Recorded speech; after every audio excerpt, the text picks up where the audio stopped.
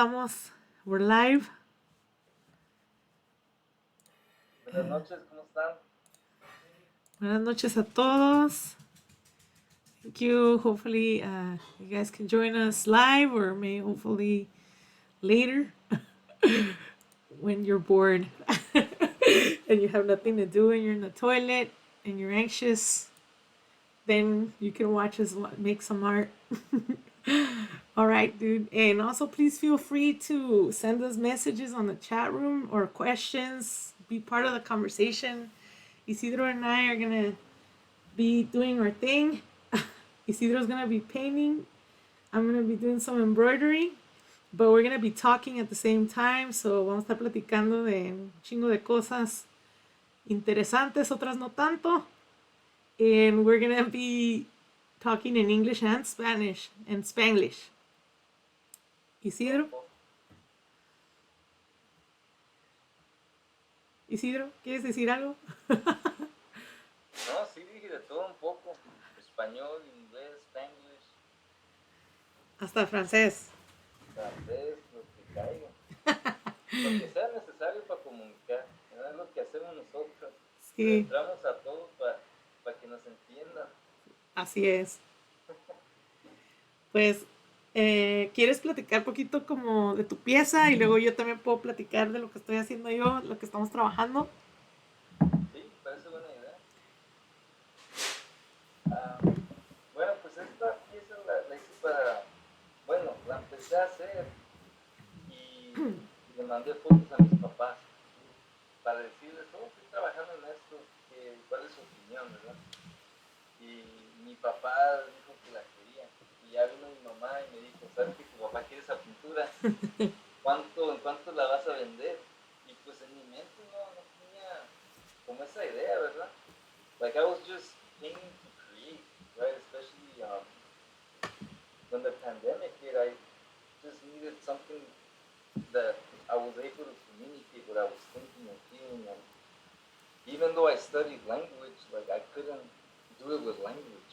So when I started to paint, and I discovered that although I like writing, I honestly believe that my talent is in art, creating art.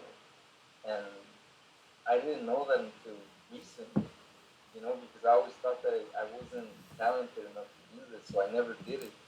I just looked at other people do it and encouraged other people to do it, but it wasn't something that I thought I had within me. But when the pandemic hit, I started coming to these instruments, to the paint, to the brushes, and they spoke to me, and I connected with them, and they allowed me to, I would say to some extent, like heal myself too, through these energies, through these colors. I was able to process all the things that I was feeling and thinking and seeing and experiencing within this time.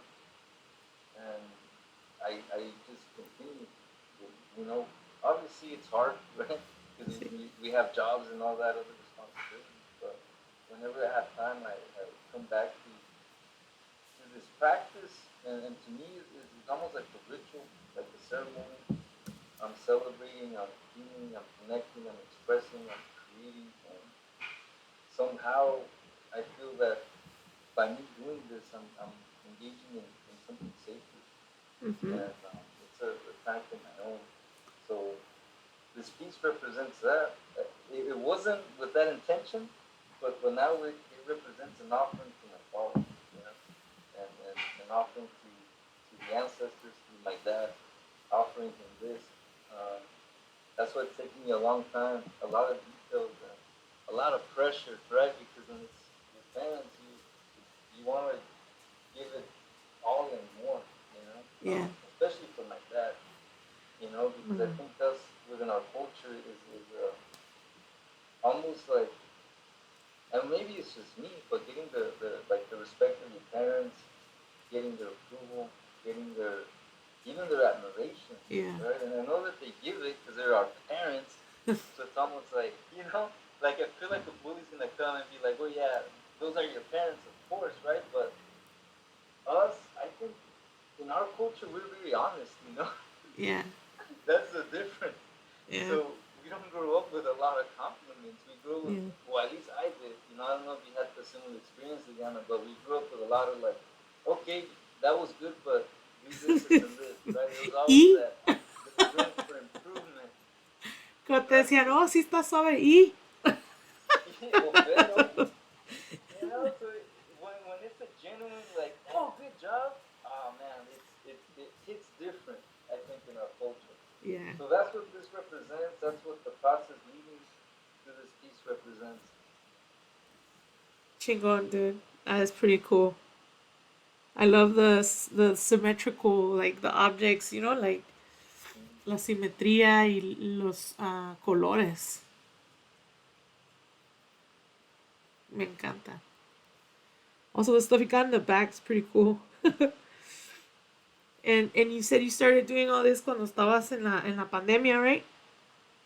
Yeah, actually, for my birthday, I painted my first painting, and I was sitting in my living room, just thinking. You know, I'm like, damn, you know, I'm already like hitting a certain age, you know, and then all these things are happening, and I wasn't able to communicate at that. I was like almost like a big block, like Mm-hmm. very stagnant energy at the same time. So when I saw de huevón yo, ya ves, ser huevón a veces pays off. I left like a couple of pieces of cardboard, like the ones I have here, like Uh-huh. these, and now I collect them, right? Because I figured that I can use them to create art. Sí. And I had cut them, and I put them next to the door, and I was gonna take them out the next day because it was already cold, right? And I didn't want to go out. So then I left them there, and I was thinking, and then I saw them, and I was like, man, I could actually do something with them. Like I started visualizing something, and then I got a pencil. I just started sketching with a pencil, and then I got actually my little boy's art supplies. He had colored pencils and crayons. Uh-huh. I used all of them. Like me la gasté todo para Oh my meterle. god. I Uh-huh. just kept going, and then I formed something, and then I used paint that my brother gave me that I had, you know, because he used to do graffiti, but then he just he stopped, so he just gave me all his paints, and I had them in my closet, and so I took him out and I started to paint just like that, like we started to do bigger like paintings. I used to always do them like Uh-huh. on just like the small papers, but I like when like scaled up a lot. Like I had never really painted things like these, like big like that. Uh-huh.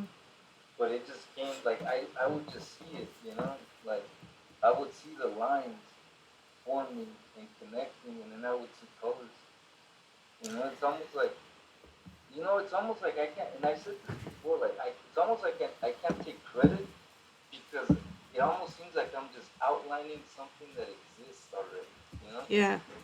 like it seems like I'm just tracing something, but it's not that I'm tracing something. It's just yeah, I'm tracing something hasn't that hasn't um, that is not part of this reality. But then when I trace it in this like in this canvas, then it becomes a part of this reality, right? But it's not that I'm creating it. It's just I'm allowing it to exist here through me, right? So It, that's why the art is kind of like that's why I adopted the name too, right? Because that's sort of like the name that is given to almost like the person that is creating the artwork, right? uh-huh. So See, like you're like an alternative. yeah, like if it's like almost like an alternative me, right? It's the Yeah. me in that world that is almost like the me in that world already created it, right? Yeah. But then that same me is telling me how to do it over here, right? Right. Right. In this, almost like yeah, almost like I'm following that artwork or that design or that pattern or that song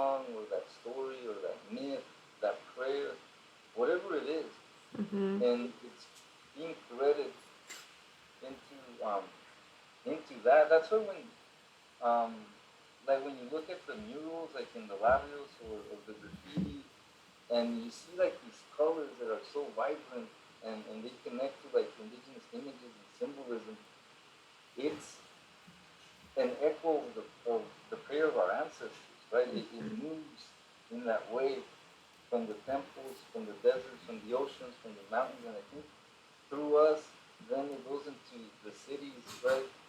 Like LA, New York, all these big cities, and then we start just covering the walls, right? And it's indigenous people from North America, Central America, South America, Africa, right?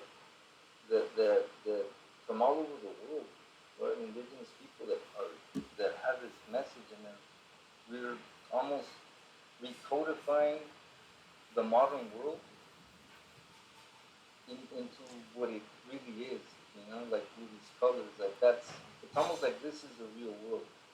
But when you look at murals, they look like from another world. Mm-hmm. But because this is not, this became a different world, right? So those are actually natural to the environment, but they become like alien and foreign, and they stand out. And in reality, those are the flags of this earth, right? Yeah, they belong here. Yeah. Yeah, dude. And then also, like, ¿cómo? What about you? Like what am I working? I love your artwork, by the way. Your artwork is amazing. Ah, dude, igualmente, güey. You know how I feel about your artwork, dude. It's something else. For me, right now, like, ahorita, I'm working on this is gonna be a children's book. It's called Before the Sixth Sun. And I'm gonna embroider the whole thing.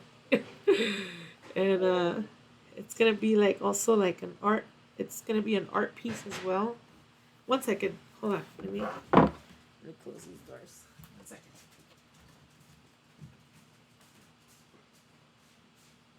Hey everyone.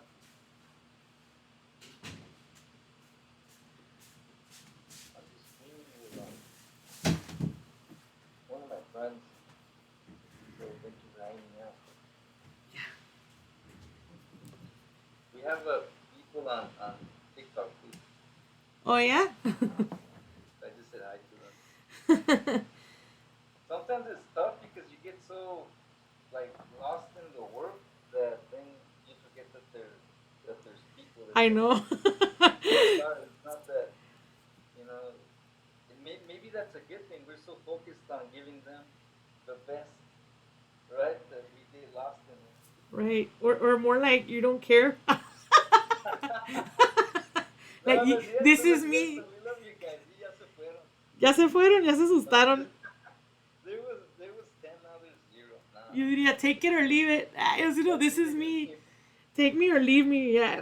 I'm too old for games, dude. We're showing you our best and worst. Right. We're showing you what it is, how it is, la neta, the time it takes, dude. No, que te están metiendo. Yeah, so te decía que it's a story. Esta pieza es una historia that's gonna tell the history. It's kind of like the history of colonialism, but not really colonialism. More so coloniality, which is like the mentality or the way of thinking that is residual of colonialism that remained and kind of did a lot more damage throughout the years, like a passive Holocaust, but not really so passive because people are still getting killed, right? Because of what they look like or who they are and who they are in relationship to our colonial history. Pero te decía que it's going to be hopefully exhibited. I sent it into it's proposed to the Mexicali Bienal, so I'm hoping that they can see the value of this type of work that is not conventional, is not the usual stuff that you see at the Chicano Museum. And I asked why, right? Because textiles are usually seen as artesanía, as if it's somehow inferior to what is thought of as highbrow or, art. Y pues eso obviamente es lo que hacen nuestras familias, right? So, and for some people, their ancestors, that. So, this kind of stuff you learn at the house. You don't learn it at a studio. You don't learn it at a that Duke University, you know. Lo aprendes de la abuelita, de una abuelita, right? It's passed on, so that kind of stuff, you know, I think is very devalued, and especially the history of, you know, textiles in our indigenous cultures, and the messages not only that are found within the symbols and the images that you see there in the textiles, pero también records, the records, el recuento de los daños, güey, pinche Gloria Trevi, güey.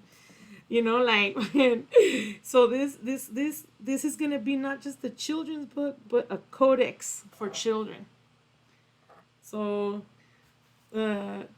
codex for children, because historically, codices were used to keep history y todo eso. Hey, my sister's in. Hola, bebanas. Thank you for being here. Thank you. And my sister says your work's beautiful. Thank you. Thanks, dude. So anyway, ¿qué te estaba diciendo?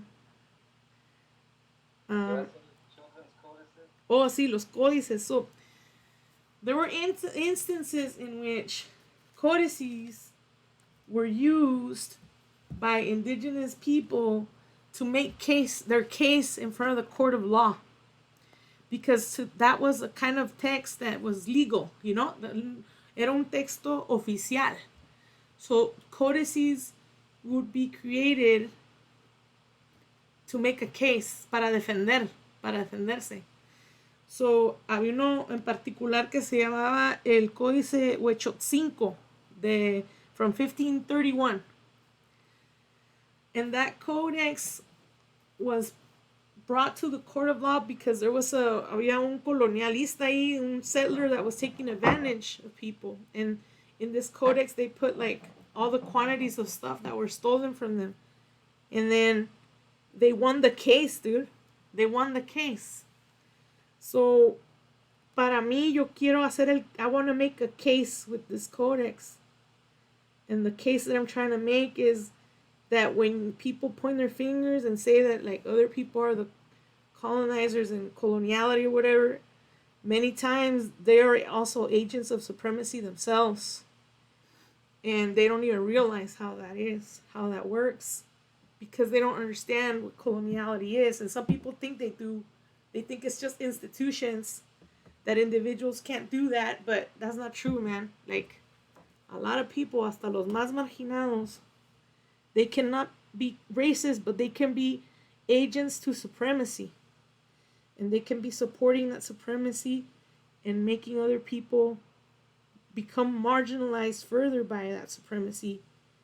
When people pretend to be something they're not. You know what I mean? Like, so it's a more like between the lines kind of shit, you know? So I'm hoping that with this codex, like, not only do I reach like a younger audience, but also like the parents and older people, I think, would also be able to enjoy such a text. Aparte, quisiera, it's going to have an audio component, so it's like, I want to make it as accessible to people as possible. So we're working on the audio component, la música de Juan Carlos Portillo, who was an ethnomusicologist. He lives in Mexico City, and he uses instruments that are reproductions of, you know, pre-Hispanic, indigenous, mexica, tenochca, particularly those kind of instruments. And we're working together. I wrote the story, and we're sending it back and forth. Y ahorita we're working on the arreglos, you know. So it's gonna be like you're gonna go into a museum, and there's gonna be examples of the story up on like showcased, and then you're gonna watch a video where I'm reading the story to you with the audio and the effects and all that. And then finally, there's going to be also an augmented reality component. So, like, when you look at the. Exactly, man. No sabías eso, ¿verdad? And I was like, is that? I was like, that would be a good idea, but I didn't know there was like that's gonna represent what you're talking about. It's gonna be across all these mediums. Right. The That's augmented awesome.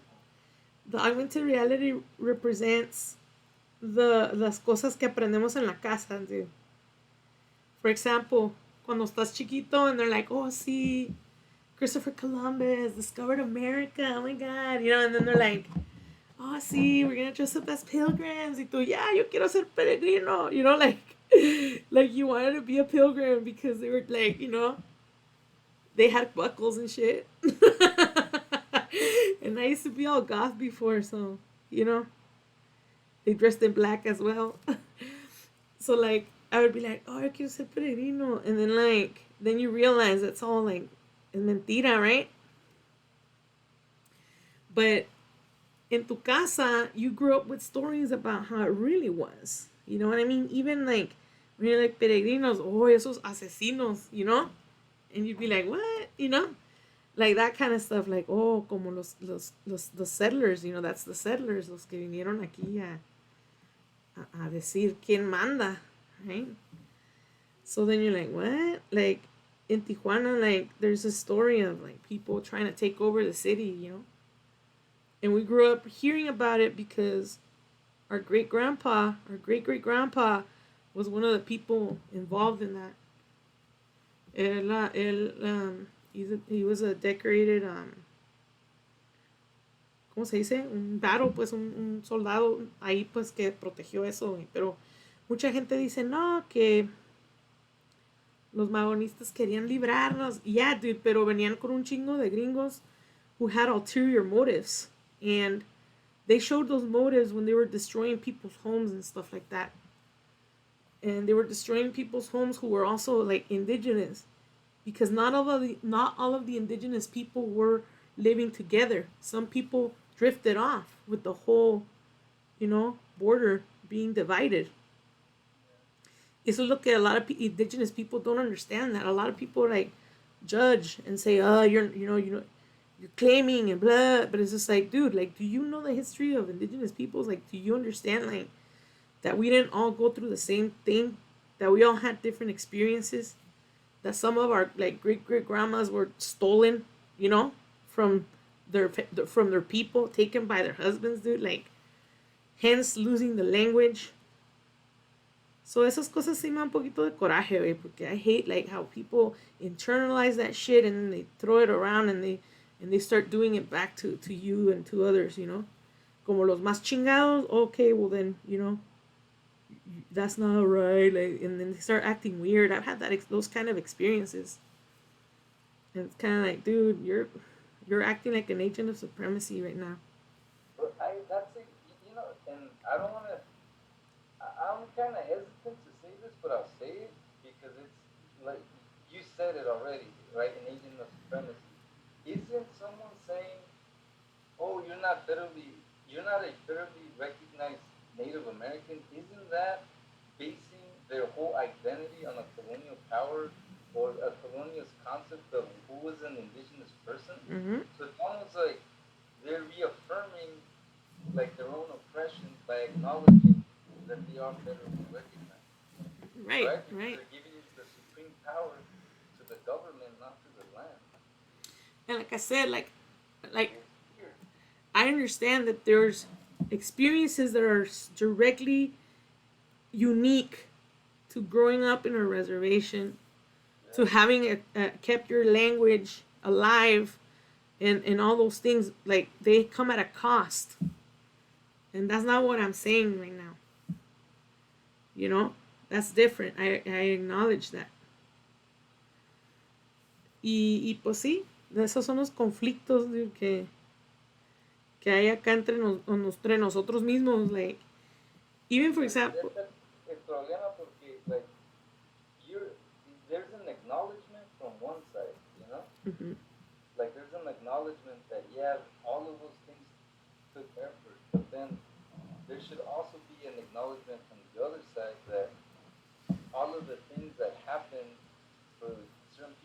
tribe also had a price and also had an effort to be who they are right now, you know? Right.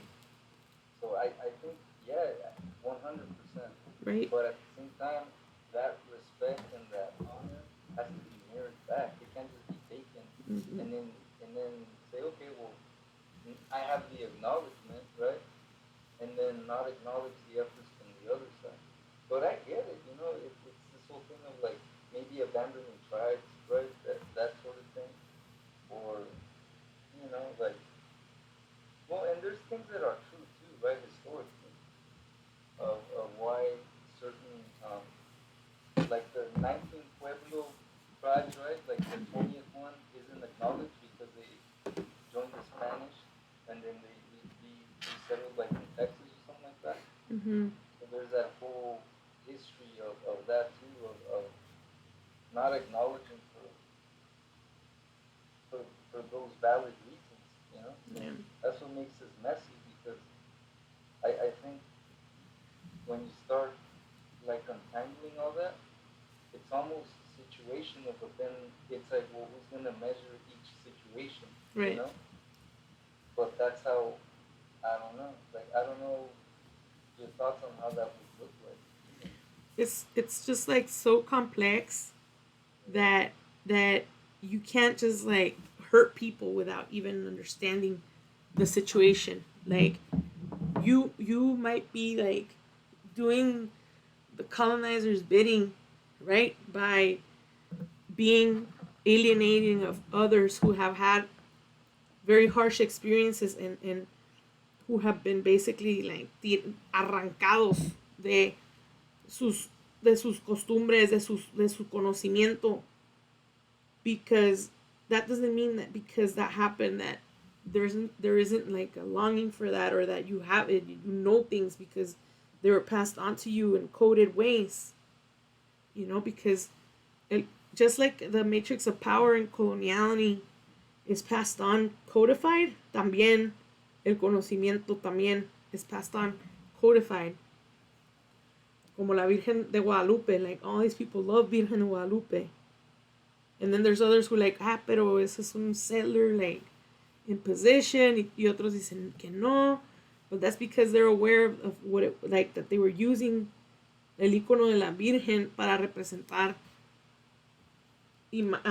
a seres o conceptos de poder de la tierra, de la madre tierra, de Tonacín. You know what I mean? Like, so like, some people will like make fun and like se ríen y se burlan, but it's just like, yeah, but people were really trying very hard to keep that alive some way or another, and they had to do it covertly through that image. So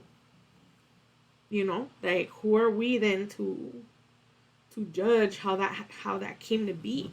And it's because people don't know, no saben, and they're just like spewing that crap they hear, or no más diciendo, más hating, pues haters. Creo que eso es principalmente más que nada, you know? There's a lot of y como que eso me parece algo muy particular a nuestra cultura, ¿no? Mm-hmm. También el como el no apoyarse a veces Yeah. por alguna razón. Yeah. Está como, mira, en español, el español mexicano. You know how people always go like, ¿cuál es el español más puro? You know? The purest Spanish. And you're like, well, you would think that the purest Spanish is the one that kept its ways the best, right? That didn't change as much. That's like this, like it didn't become influenced or whatever. Y el español de México es uno de los españoles más arcaicos que te puedes imaginar, like old, you know. Por eso mucha gente en los ranchos like dicen aiga, right? Que aiga, because they're using like that old style of Spanish. So why though? Because like esos lugares like nos enseñaron el español y se nos quedó bien grabado porque you better believe people would die if they spoke other languages. So, se quedó como una versión súper mega perfecta, así como pegada al original. Por ese mismo trauma horrible que hubo. Right? It's like you try to be, that's why a lot of people who are like racist against their own selves are even worse than the racists that are not even their race, right? Because they want to show it more, like como exagerado. So I think that happens, that's kind of like what happens with what we're talking about right now. We're like, you learn that if you want to be superior, you have to act like an asshole and be a certain way, so then you're the most asshole of all, because you gotta prove to everyone that you deserve that position. You know, es como una mala copia, güey, lo que estábamos hablando el otro día. It's kind of like, and it's part of that violence that we are receiving. You know, it's part of that violence turned on to ourselves. You know, el asimilarse. Pero de esa forma, porque no puede haber otra forma más que esa forma tóxica. You know? And so, that's my theory. As you know, that's my theory.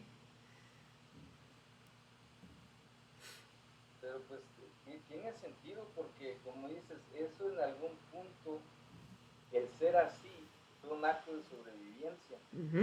O ahorita, al ver eso, es como si they're mirroring like the agents, but they're like, I would say, bad copies of the agents within the colonial system. Right. But then they also become bad copies of themselves. So it's like they're a bad copy of coloniality and a bad copy of the other, of the other side, of the other world, of nature or creation, however we want to define it. And I think that's what creates like split, like maybe like I don't know, like other like other, I don't want to say issues, but other obstacles, you know? Yeah. Because now you're dealing with this. You don't know yourself. You're not solid. Like if you're not solid within this colonial reality, and I mean like solid, like I would say, like your artwork, right? Like that. It takes form and it's solid. So you know who you are. No matter how they change our reality, you will always understand the codes of who you are. Right? So there's no confusion. But if you don't, then there's no way of you knowing who your real self is within all that. And I think that's why people go through like vision quests, or maybe they fast, or maybe they have like a life-changing experience, like a near-death experience or something, that sort of shakes them out of that and repositions them to a point where they're able to see their true self outside these systems. And then I think these are some of the ways that people can reconnect. But when you're thriving, when you're succeeding, when these systems are giving the copies the things that the copies need to exist and survive, and we could call it the ego, right? So that other people might be able to sort of anchor themselves in other parts of the conversation. Then it's just feeding that part of themselves, and that becomes the stronger part of themselves, which is the one that they're going to present all the time, because that's their best form, as you said. It's kind of, I don't know. That's what I'm saying. Like this system is like next level, man. Like, and I honestly like at times admire what it is. Somebody figured out some very powerful thing and then used it for evil. Imagine if they would have used it for positive. See, what we would be doing as a humanity. Like if we would be using that energy to create rather than destroy and conquer and take and steal. Imagine what we would do as a world. Like. But. Yo pienso que el diablo los ayudó, güey. That's what I think.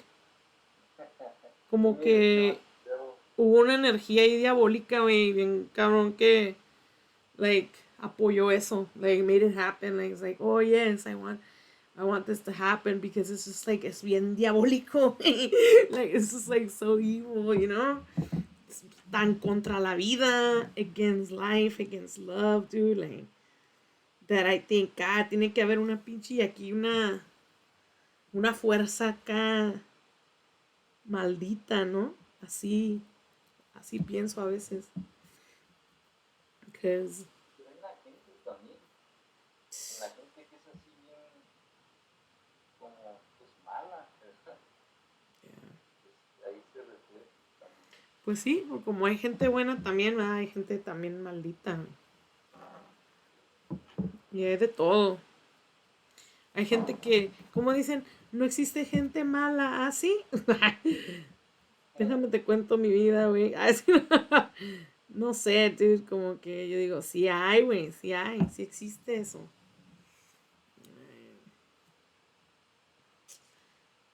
Dicen que es tu perspectiva o como lo ves tú, si es bueno o malo. Y yo, I don't know, dude. Hay cosas que sí son bien malas, like como matar, por ejemplo, no creo que sea bueno. I don't know. Um, Ah, no, no, yo tampoco creo que sea bueno. o hacer Hay daño a un gente, niño, ¿verdad? sí, tal vez haya gente que obviamente nomás por argumentar un punto diga, no, pues depende de las circunstancias, ¿verdad? Y obviamente sí, ¿verdad? Pero estamos hablando de que uno no va a ir a matar a alguien nomás por matarlo, por placer, ¿verdad? O nomás, ahora se me antoja matar a 5 personas, Mm-hmm. ¿verdad? Eso no es normal. Right. Hay un problema ahí. Bueno, en nuestra perspectiva, en ese punto, eso no está bien. Sí, porque hay gente que mata por dinero o por envidia, por celo, cosas así. Y se sienten que, like, they're justified. Porque, por ejemplo, los colonialistas decían como que iban a salvar a sus familias de los malos, como los malos eran la gente indígena y la gente africana, descendiente de africanos, ellos eran los malos, like, they were the dangerous, the dangerous people, y se justificaban ellos, the more dangerous they made the people that were not white, the more power they had to do whatever they wanted to them, right? And get away with it. That's why people were like hanged and stuff. Like they were, they did things to people here, and they got away with it. They would just do it. Y okay, todos, and they would come and show up with their families, take pictures like that, dude. Insane, man. You know, got to that level. So what gets to me right now is people go, oh, like, so now everything is racism, And it's like, dude, well, it's because you don't understand. Like, yeah, pretty much. A lot of stuff was built on that type of thinking, on that type of seeing of micro, ¿cómo se dice? Cosmovisions, So, yeah, claro, güey, que sí, Pero la gente como que se agüitan, güey, por eso, like, you know. Pero va lo que dices, lo que es parte de lo que está diciendo en tu proyecto de los códices, ¿verdad? Porque si niños crecen con eso formando parte de su lexicon, ¿verdad? De su lenguaje, porque lo están leyendo, parte de sus, que esté influyendo sus receptores visuales, ¿verdad? Van a estar escuchando también, entonces van a estar creciendo con la percepción, ¿verdad? Y aquí es donde entra, donde ojalá la gente entienda, ¿verdad? En donde mandaste este proyecto, porque lo que estás enseñando es cómo poder percibir estas otras realidades, ¿verdad? Y no es, son realidades, son dimensiones, pero son a la vez percepciones, ¿verdad? A la vez estamos programando el cuerpo, la mente, nuestros receptores, para poder identificar buscar, definir, explicar, entender los colores, los sonidos, las vibraciones, las imágenes, all the symbols, so that when they're growing up, they understand it. Just like the people that can't see and say it's all racism, Mm-hmm. is because it's coded in their language and the way that they perceive. They're only perceiving one reality, Mm-hmm. and they haven't been taught how to escape that. And we try to do things like critical thinking, right? Think outside the box, but like how many theories actually allow you to do that successfully? How Right. do you think outside the box of your own language? If Mm-hmm. a language you inherit a culture, a perspective, a perception, an identity to some extent, and I think what we do is we're able to like cross-examine our identities through two languages, right? And you speak even more, right? Nope. Like more languages. So if you know more languages, but then you're also learning these tools that allow you to perceive these other realities, then there's no way.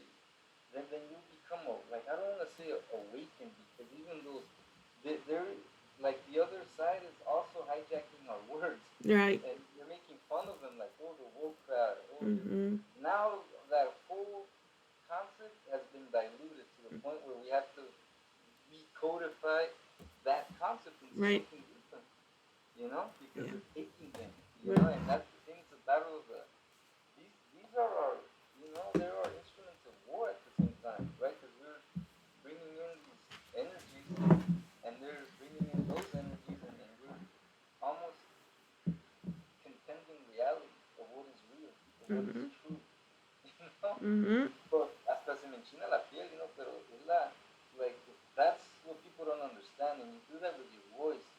That's a tool, that's a weapon, the Mm-hmm. language. You do that with your voice, with your thoughts, with your actions, with everything that you do. That's why when we say it's everywhere, it is everywhere. It's Right. not like a fictitious, like, you know, however they're defining it Mm-hmm. nowadays. I lost track. It's that like whole like like the whole like people showing a lot of hate for critical race Oh, theory, yeah.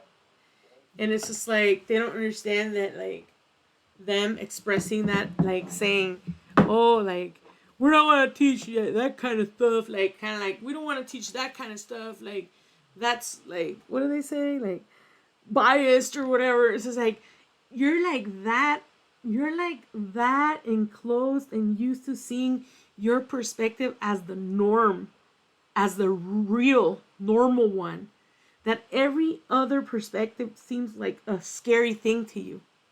Like that's in itself, there it is, the evidence that you are so supremacist that you think that you don't even realize that you see yourself as the center of the world, and every other thing is like kind of like other, when all these perspectives have been existing at the same time as yours, and maybe even longer than yours, because Mexican people were here about 7 or more generations before white Europeans from the West were here.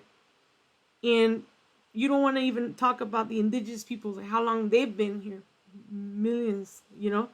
So again, like this is the shit, dude. Like it's like your argument itself is proof that you need this. like like you don't even realize how self-centered and blind you are to the world and to the people around you, that you think that your perspective should be the center and only main one to exist.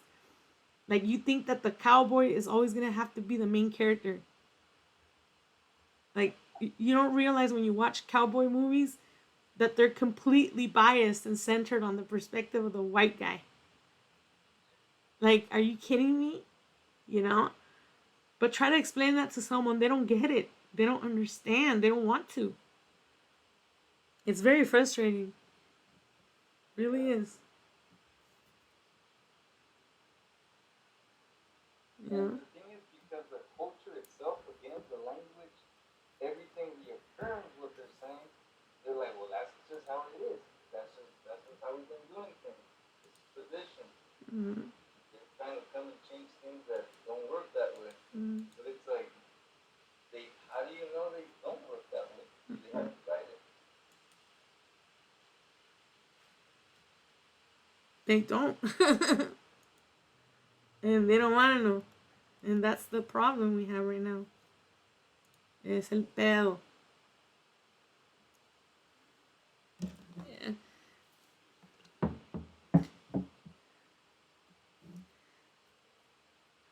¿Cómo vas? Oh.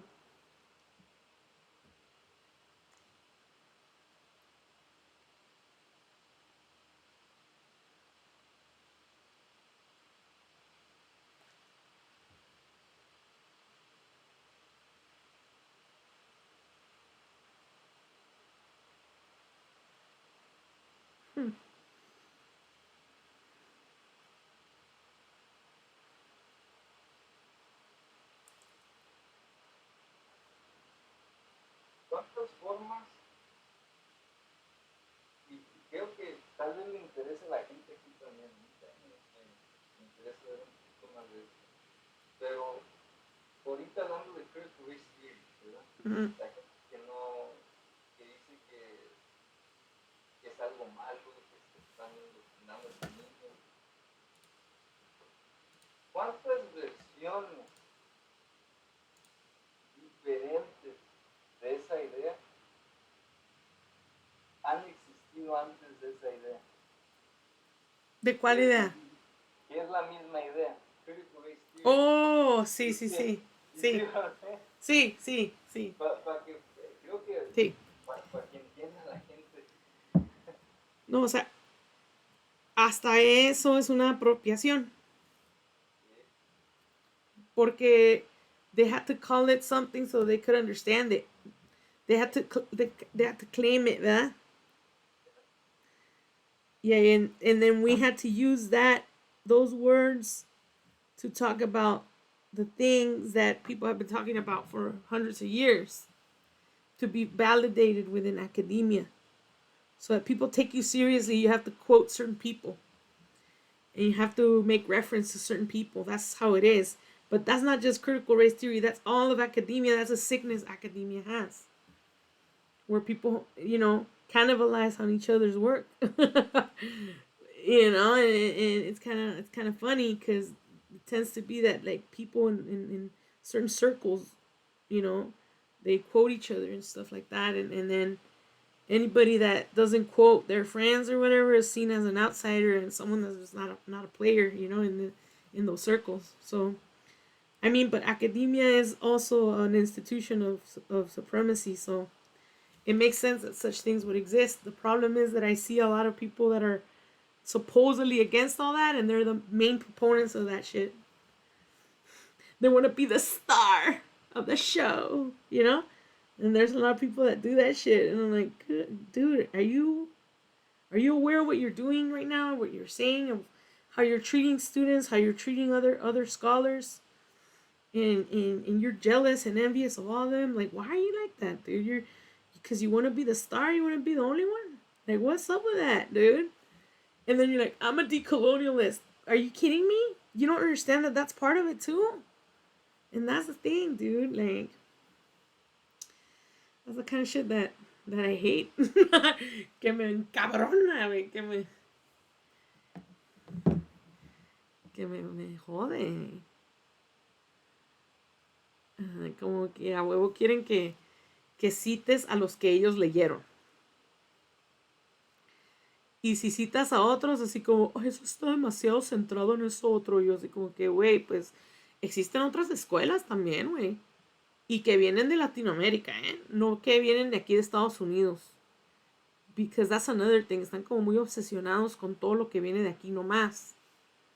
Y no ven lo que viene de Latinoamérica, África, el Caribe, lo afrocaribeño, lo ignoran, right? So, hasta que se hace cool. Y ya que se hace cool, entonces sí. Quieren las cosas ya hechas, básicamente. Ya que fue aceptado, ya que lo pueden, ya que hay como una posibilidad de explotación, entonces ya ahora Sí, sí. Y antes de eso te están nomás diciendo que no, que cites a Sutanito. Pero yo digo que Sutanito o Menganito es la persona que leyó a este que te estoy diciendo yo. Y tú me estás diciendo que cite al que citó. O sea, ¿qué pedo? Y así, güey. Pero bueno, esos son como, ¿cómo se dice? Annoyances, güey. Tiny annoyances that at the end of the day continue to recreate that same effect and keep making people feel alienated and excluidos, excluded. eso también es una forma de robarse el conocimiento, porque eventualmente, like, as you start coding, then people will just start coding the people that are more modern or like the more current, and then they disconnect the whole thread, right? And then you have to rely on whoever that is to accurately represent all of that, you know? And sometimes, I mean, you know, sometimes it's like you're saying, why quote that person and go based on their interpretation when you can just get it from the main source and then not for your people. Es como si vas a una comunidad, güey, y te dicen que cites al antropólogo, you know? Pero porque la comunidad no cuenta, pues así, ese tipo de cosas. The community doesn't count. Entonces, ahí, güey, neta, like, órale, Pues ok. es lo que está pasando ahorita también con que no quieren aceptar como testimonios como parte del research, ¿verdad? But that's exactly what anthropologists do, right? Right. Like, But I don't get what the difference is. pero It's just they're not doing it. no, because anthropology está el entrenado en las maneras blancas filtrando el conocimiento, pues. And the people are not participants in that. They're just kind of like, como si vas al zoológico, güey, y ves animales en las jaulas. Ajá. They don't want them to participate, you know, in the research process. Even though, like, there's people who have, you know, published about this and it's accepted in certain departments, that doesn't mean that all departments accept, you know. For example, like, there's departments that are like in other topics or whatever, que they still want to see that old style. And even though they're like, oh yeah, we're all about that as a department, there could be individuals in those departments who won't allow it, who will vote it down. You know what I mean? Like, poner pie, right? So, and that's another thing that a lot of people don't see. Like, for example, yo no estudié, I didn't study Chicano studies. Everybody at Berkeley, where I was at, was studying Chicano studies. And my thinking at that time with my 18-year-old brain, I was like, pero entonces who's going to represent us in all the other things? If everybody's going to be in Chicano studies, like, who's going to represent us in the sciences? Who's going to represent us in psychiatry? Who's going to represent us in communication? Who's going to represent us in rhetoric and philosophy? Like, si todos estamos en el mismo lugar. But what's funny is that a lot of people judge me. They've done this because I didn't study Chicano studies, so they see you like, ay, como traidor. Traidor, wait. Not thinking that, no, dude, that was my idea in my head all the time was precisely to, like, spread that shit, you know? So there's, like, a lot of crazy thinking, like, a lot of internalization going on in that as well, you know? Y pues nada, o sea, yo te hablo de mis experiencias, you know? Like the bigger picture. ¿Cómo? Beyond yourself, you know? ¿Cómo? You were seeing a bigger picture, like beyond yourself. Right. No estás viendo nomás a ti, estás viendo el contexto. Sí. está diciendo, toda esta energía se está centralizando mucho aquí. Y es casi como, puede ser también, porque la institución fue la que creó ese pathway, ¿verdad? Sí. Pero a la vez también, y uno nunca sabe, ¿verdad? Porque es como algo de doble filo, ¿verdad? Uh-huh. Como dices, se concentró el poder ahí Uh-huh. y ya no hay representación en todos estos demás disciplines. Right. ¿Verdad? O sea, y lo demás, ¿qué pedo? Para mí qué fácil, o sea, también meterme en eso porque I would have felt very protected, you know, like, and supported because people were supporting people there and stuff. And of course I would have loved to have that, pero I wanted to, I don't know, I wanted to represent raza in places where it really never is represented or rarely is. For example, right now in media and communication, right? We're not that represented. There's a growing group of critical scholars, and they've been growing a lot in the years, pero no era como cuando entré a Chicano Studies in UC Berkeley, you know what I mean? Like, que era un grupote, right? And there was a lot of support. So, de todas maneras, I still taught myself. I studied on my own. I read Chicano Studies scholars, theorists, thinkers, literatura, música, güey, películas, especially películas, because I'm in media and communication and film.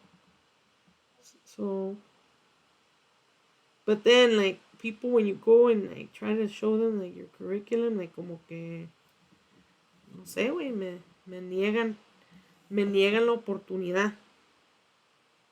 Me la niegan y no sé si lo hacen adrede o qué pedo. But, you know, like, eso es una realidad. Pero como de qué forma, dice. Como por ejemplo buscar trabajo en un Chicano Studies program. O los que están ahí ven tu trabajo de cierta forma. Ajá, como que no es realmente de Chicano, porque no tengo el historia, no la tengo, pues.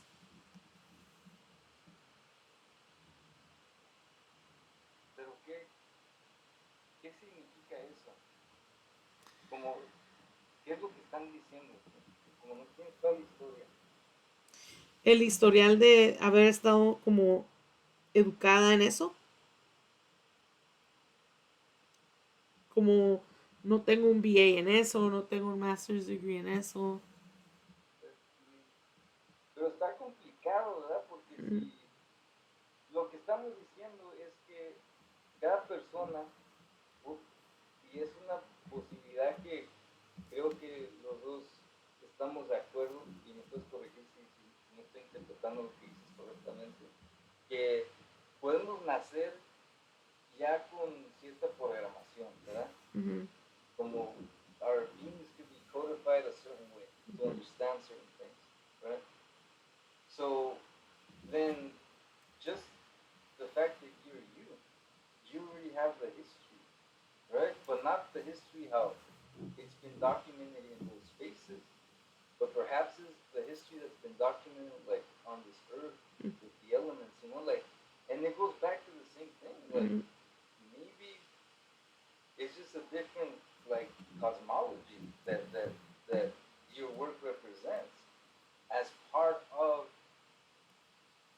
those experiences that they also had, right? So it's not that your work is going to diminish their work, it's going to add to it because it's showing yet another color, right? Another mosaic or another star within that universe, you know? Like that's just how I see it. You know, like it goes back to what you're saying about there being just one experience. That is that experience that they're looking for, but maybe you know, maybe there's other work that is also just as valuable. Yeah. You know, then that needs to be recognized and given credit for what it is. You know, for what it teaches, for what it shows us, and you know that history also needs to evolve as well.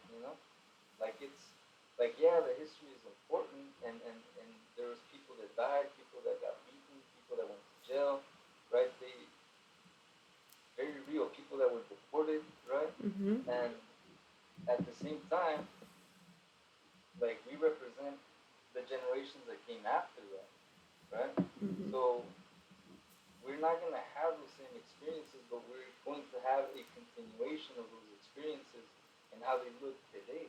Mm-hmm. You know, so why not communicate what that is? And even now, like when you look at even like Chicana feminists, like looking at the archives and seeing like being grateful for people who actually took pictures of events, right? Yeah. That at that time they were just expressing what they were seeing Mm-hmm. and documenting what they were doing. And did they know that would be history? Maybe not. Just like now, maybe there's people that are doing things that don't realize that that will be history Mm-hmm. in Mm-hmm. 50 years. That people will be looking for pictures or tapes or images or or speeches or something because they didn't give it the time that it needed, Mm-hmm. to be fully integrated. And now they're looking at fragments. And that almost seems like it's a cycle of these histories too. Yeah. It's fragmented because the current experience is not acknowledged. Right? Right. And I don't know, it's tough because then the older experience has to be acknowledged too. And I get that. That's what makes it very hard because then people have to decide what is more valuable. And I would argue that it's all valuable. Mm. That's just me. Hay mucho purismo. Yo soy de esas personas que piensa que, por ejemplo, si viniera otra persona como Gloria Saldúa, we would miss it. Like, we would completely miss it. Y a Gloria Saldúa no le dieron sus reconocimientos de como de ¿cómo se dice? De académica hasta que murió, después de muerta. Ya le dieron creo que fue ya después de muerta. Ya no terminó like the disescuridad, right? Mm-hmm, That mm-hmm. she was working on that. That was her dissertation. Right. And she didn't finish it because she had a lot of health issues. And that's the thing, Yeah, dude. like you're saying, like they missed it. They missed the opportunity to value this work up until it was too late. Yeah. People realized what they had. Like, oh shoot, why didn't anybody? Pero creo que a veces that's what makes people like her great. Mm-hmm. Because they're not living that reality. They're in another.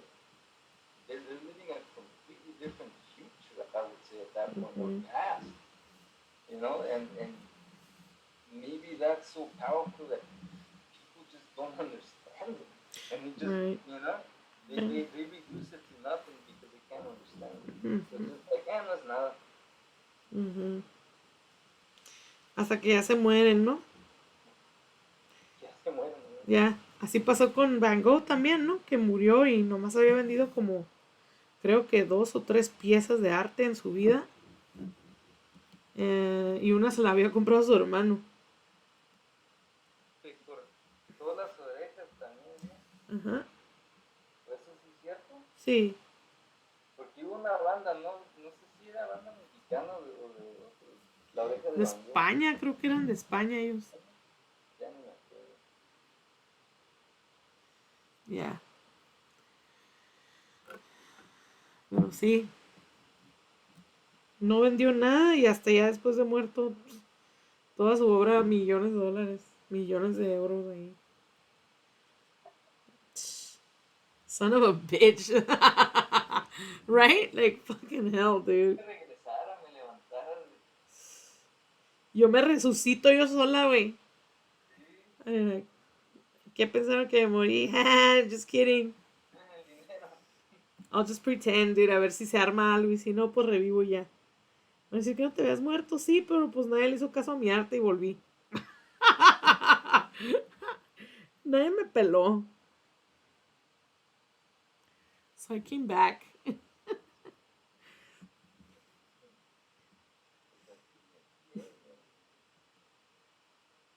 O sea, y yo digo que hasta en este momento, justo en arte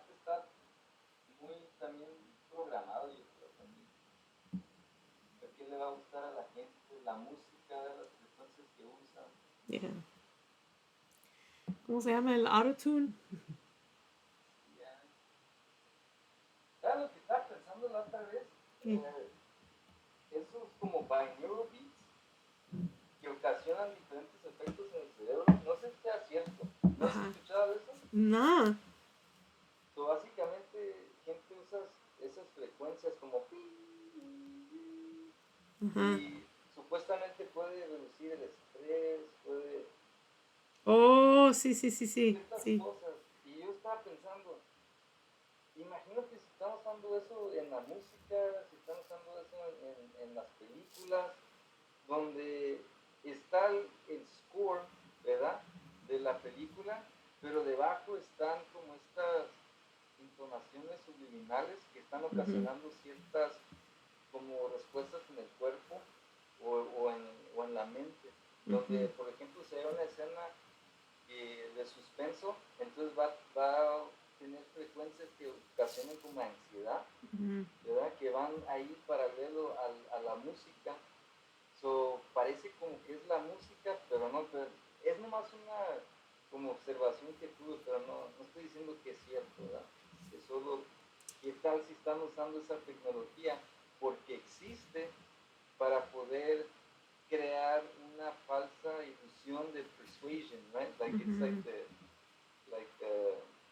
almost like it tricks the brain, right? Thinking that what you're consuming is good, but it's not. I don't know. Pues, o sea, desde una perspectiva, diría yo, psicoanalítica, crítica, lo que vemos en la tele, claro que nos formula ideas de lo que se supone debemos de ser o vernos, o lo que se supone nos debe de gustar, a tal grado que sí te cambia tu forma de ver el mundo, tu forma de ver a las personas, tu forma de ver la belleza, claro, de amarte a ti mismo. O sea, ¿no ves todo eso que está pasando ahorita de las niñas que están en TikTok y en Instagram y que van y se quieren hacer Botox y cosas así, tan chiquititas como de 13 años, así, porque quieren verse como el filtro? De bueno, así se quieren mirar como las hace ver el filtro. Entonces, claro que, o sea, desde esa perspectiva, claro que tiene un efecto. Ahora, lo del audio, no sé, o sea, es posible todo en la vida, porque acuérdate que el espacio y todo lo que no se ve, lo invisible, está lleno, está tupido, no está vacío. Hasta los vacíos están tupidos de moléculas, de proteína, energía, agua, cosas así. Entonces, quién sabe, güey, porque la música, acuérdate que puede crear una, ¿cómo se dice? Han puesto así como sand, ¿no? Y de la frecuencia misma, de lo como se resumba, crea patrones. Entonces, todo es posible. Mira, Tesla logró sacar electricidad del vacío de la nada. Porque supo cómo sacarlo, ¿me entiendes? Porque creyó que había algo ahí, así que no sé, yo hasta que me digan que no, que comprobado, que no existe, ok, like, lo creo. Pero mientras que haya como idea, una posibilidad de que se pueda hacer algo así posible, ¿por qué no? You know?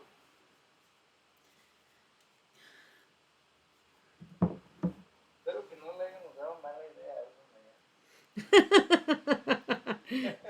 Créeme que ya existe, seguramente ya lo tienen ahí guardadito. Ya lo están implementando. Yeah.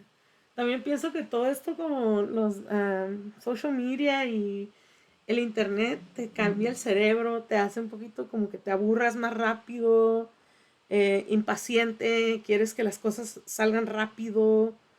Que a lo mejor no estoy proyectando yo misma, pero yo creo que todo eso está relacionado con el medio por el cual recibimos la información y su formato y su tempo, la rapidez, la afirmación de que algo es real y a lo mejor ni es, ¿no? Como las mentiras y eso, o sea, que cualquier persona se puede meter y decir que es profesional en algo y mentir y la gente, oh, sí, y le siguen la onda, ¿no? O sea, como esta gente que cree en el Q, ¿no? QAnon y eso. Oh, sí, sí, sí. Que es el Mesías, el Trump, güey, es el Mesías, güey.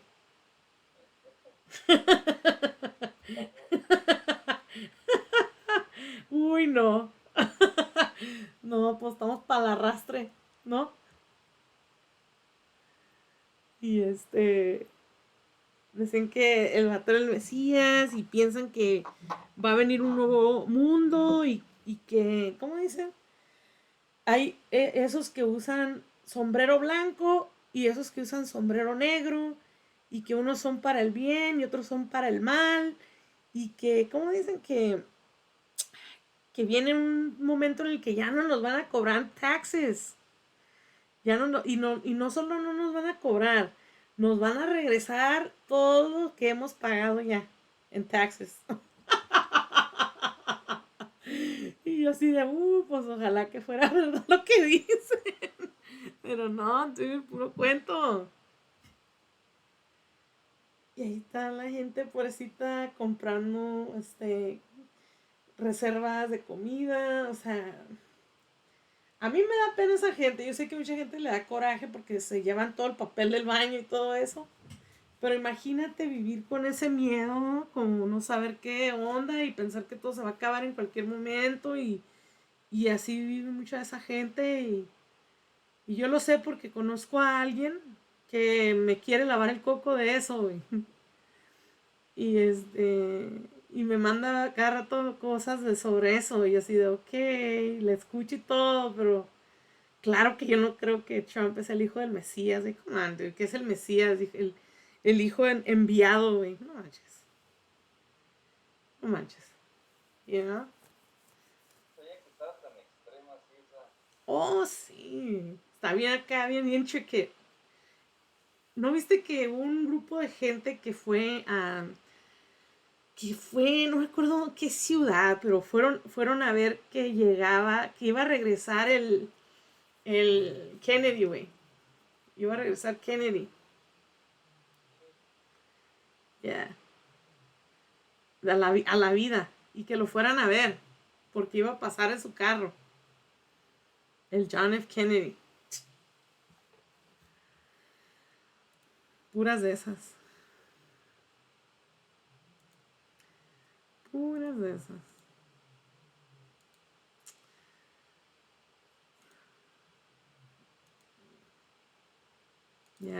Ya pasamos la hora. ¿Ya? Sí, ya estamos son las 9:17.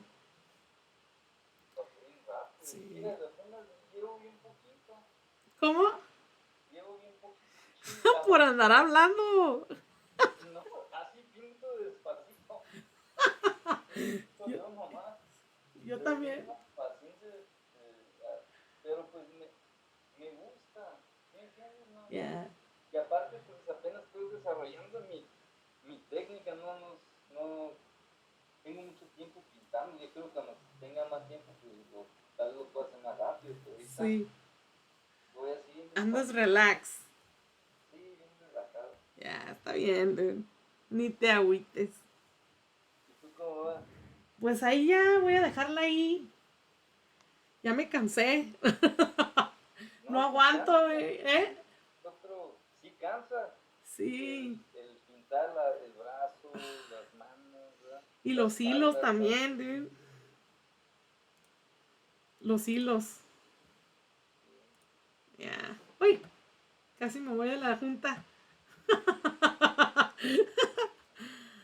Sí, dude, pero pues no he cenado. No, no hay que comer. Sí, voy a comer algo y ya voy a lavar los dientes. Ay, así no. Porque ya no aguanto yo la verdad estoy viejita, güey. No, sí, pues ya pasó el bedtime, está a las 8. ¿Ese es el bedtime tuyo? En cuanto se van a dormir los niños, a dormir, porque no se levantan. Ha estado enferma mi niña, se ha estado levantando a diferentes Mm, horas, ujú. pero a veces se levanta a las 4:30 y si no nos vemos temprano, nos tenemos que levantar a esa hora. Damn, So, dude. a veces sí, y me quedo así, más tarde, es para pintar o para hacer trabajo. Ujú. Si no, a dormir. Estoy igual que tú. Sí, güey. Eh,